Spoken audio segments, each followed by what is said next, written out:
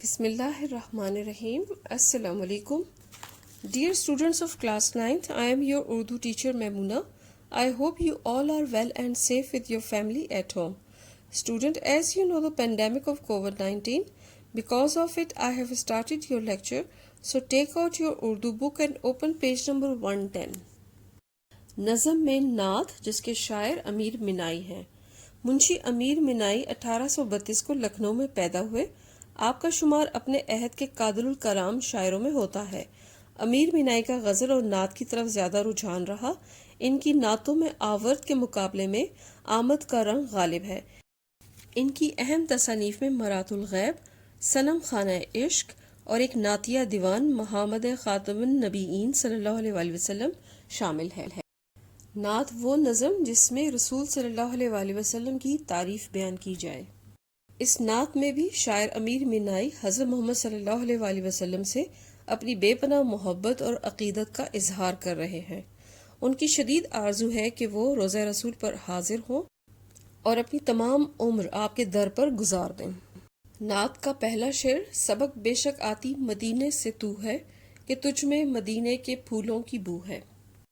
شاعر کی رسول صلی اللہ علیہ وسلم سے محبت اور عقیدت کا یہ عالم ہے کہ انہیں باد صبا میں مدینہ شہر کی پھولوں کی خوشبو محسوس ہوتی ہے اور انہیں یہ باد نسیم اپنے آپ سے زیادہ خوش نصیب لگتی ہے کہ مدینہ شہر میں ان گلیوں کا طواف کرتی ہے جہاں سے رسول صلی اللہ علیہ وسلم گزرے تھے. یہ ہوا روضہ رسول کی دیواروں کو چومتی اور بوسے لیتی ہوئی شاعر تک آتی ہے تو اس ہوا میں اس مقدس شہر کے پھولوں کی مہک بھری ہوئی محسوس ہوتی ہے. انہیں یہ باد سحر کی خوشبختی پر رشک آتا ہے. سنی ہم نے طوطی و بلبل کی باتیں، تیرا تذکرہ ہے تیری گفتگو ہے.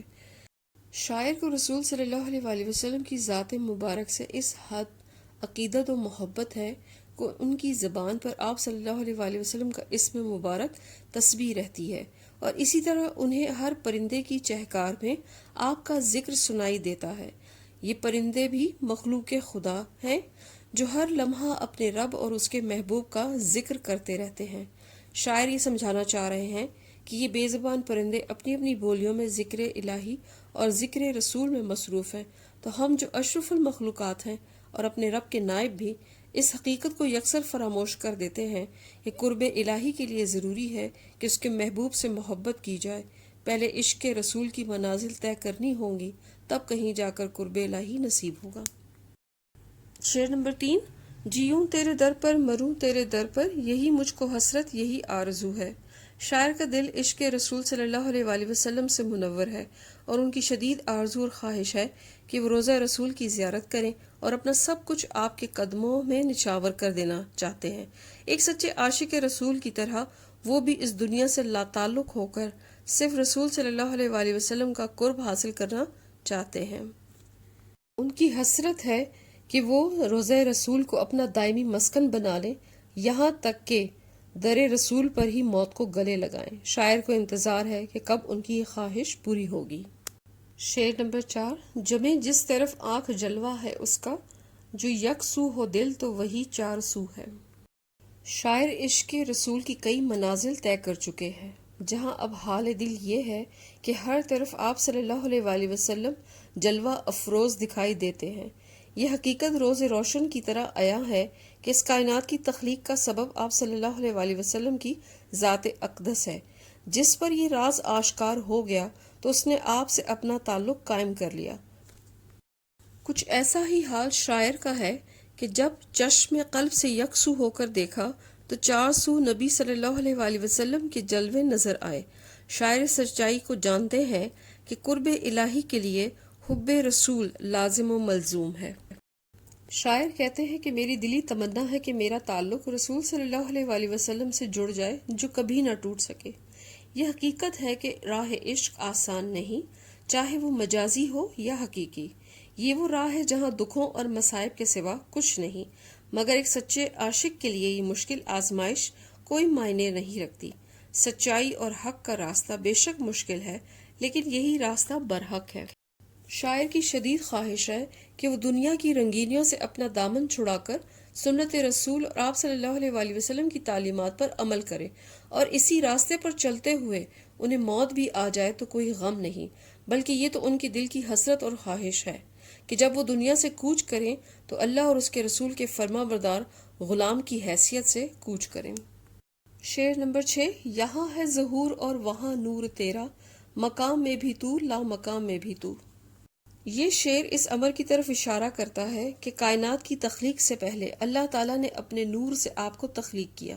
رب العالمین نے خود اس کی تصدیق فرمائی کہ اگر اپنے محبوب کو اس دنیا میں لانا مقصود نہ ہوتا تو دیگر ارواح و اجسام بھی وجود میں نہ آتے۔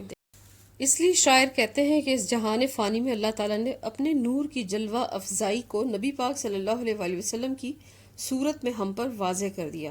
وہ جہان جو بشر کی آنکھ سے پوشیدہ ہے، وہاں اس معبود کا نور ہی نور ہے۔